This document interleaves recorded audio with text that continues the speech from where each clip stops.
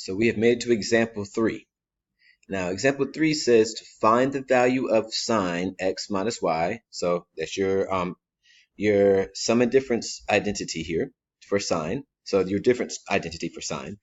And it says if the values are between 0 and pi over 2 for x and between 0 and pi over 2 for y, and sine x is 9 over 41 and sine y is 7 over 25. And so here we need to find our sum and difference quotient. So in other words, not quotient, sorry, sum and difference identity. And in this case, it is your, oh, Jesus, sorry about that, guys. In this case, it is your difference of sine. Now remember again, when it comes to sine and cosine go together, sine and cosine go together, and then we keep the same sign. So sine and cosine come together here.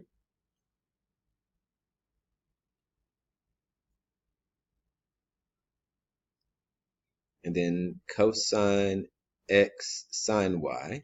So again, sine and cosine go together. And we have the same sign right there. Now, from this problem that we see, we have sine x. So we have this right here is 9 over 41. We have sine y, which is 7 over 25. But in order to actually work out the whole problem, you have to have both of these, cosine x and cosine y. And we don't. So it means we have to find cosine x and cosine y.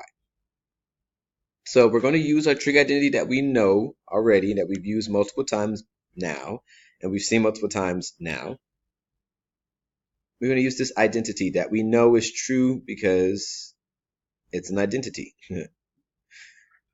Right, so we're going to do this, and it really, in this point, whether it's x or it's y, for these, if the angle is x here and this is x, that works out. This can both be y's.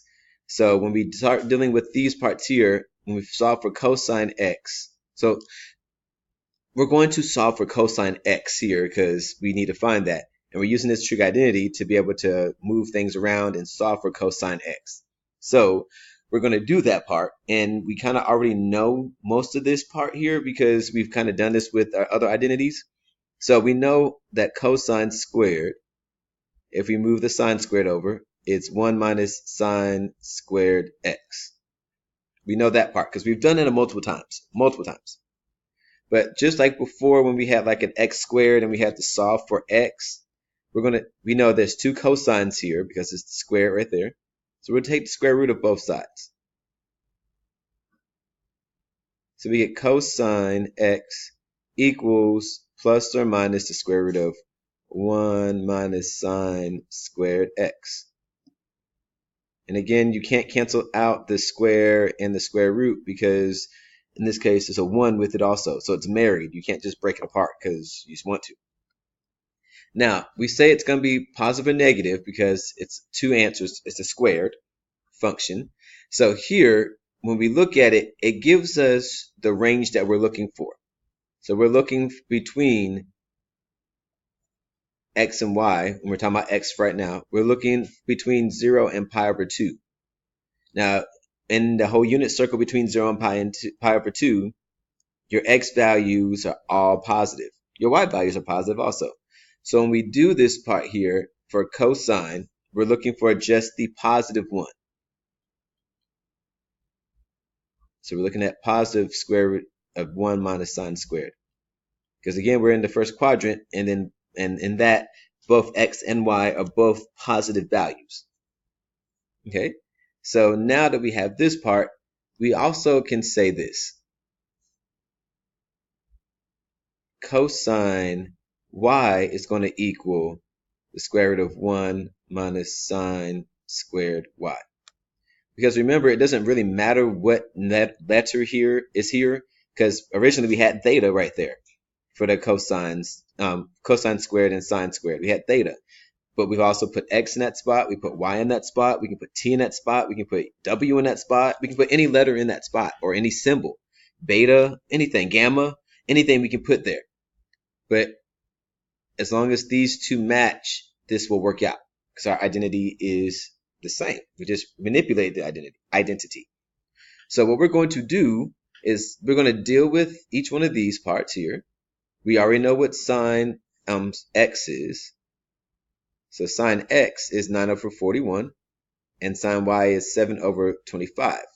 I'm going to write that down here. So just to, because I don't have a whole lot of space on this side, I'm going to bring everything over here. We're going to say cosine x equals, and we're going to substitute what sine x is. And again, I believe that's 9 over 41, sorry. So we do 1 minus parentheses 9 over 41, quantity squared. So we know we're squaring it. And so we square the 9 over 41, and then we go ahead and we add it to, or we subtract that from 1. And when we do that part, we get the square root of 1600 over 1681. And then that reduces down to 40 over 41. So cosine x, get this down here. So cosine x is 40 over 41. So it requires you to remember things and to remember how to solve problems out. Now the same thing is going to happen over here with cosine y. We take the value of sine y, which I believe is 7 over 25, I believe it is. Yes, sir, Bob. And we're going to do the same thing here. So cosine y would equal the square root of 1 minus 7 over 25 quantity squared. Okay, and then when we work this bad boy out here, you remember you squared the top and bottom, so that's 49 over 625, I believe. And then we subtract 1 from that, which means you have to have common denominators of 625 over 625, and then go from there and work it out. And so here, when we work that out, what's underneath the radical, and I'm going to leave that for you to do because you guys are smart, you guys are all educated enough to do that, and you remember how to subtract fractions and whole numbers. I hope. I know you do. I'm not going to hope. I know you do. All right, so when we get that, simplify it down, that's 24 over 25. Bam. We is good. We is good. We is good. Okay, so we have that cosine y is 24 over 25. And all we do is substitute the values in, multiply and add, and then go from there. It's going to be so much amazingness going on here that it's going to be lovely. So lovely. All right, so here we already know that cosine y is what we just found. So that's 24 over 25. And we know the cosine x is what we found earlier, which is 40 over 41. We're going to multiply those. And we're going to subtract them, both terms. So here, we already know that if we multiply straight across, if we multiply these two together, and multiply these two together, they have a common denominator, right? Because 41 times 25, the same thing as saying 41 times 25. Right, yeah. All right, so with that part, we're going to multiply all of our numerators together and then subtract. And so here, when you do all of that, and again, I'm going to let you do that part, and I'm going to give you the answer here. So we end up with a negative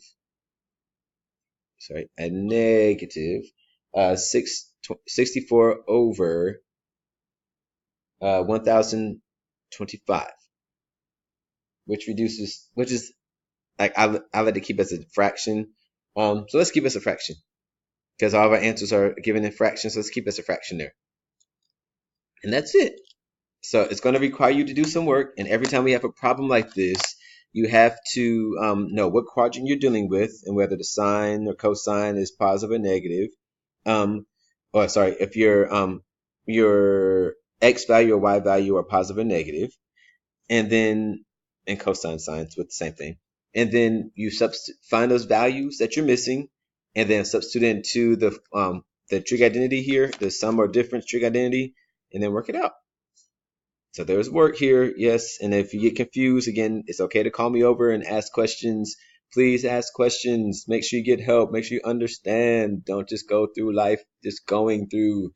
Don't be that fish that just goes up the stream and then dies. Don't die. Live. Ask questions. No.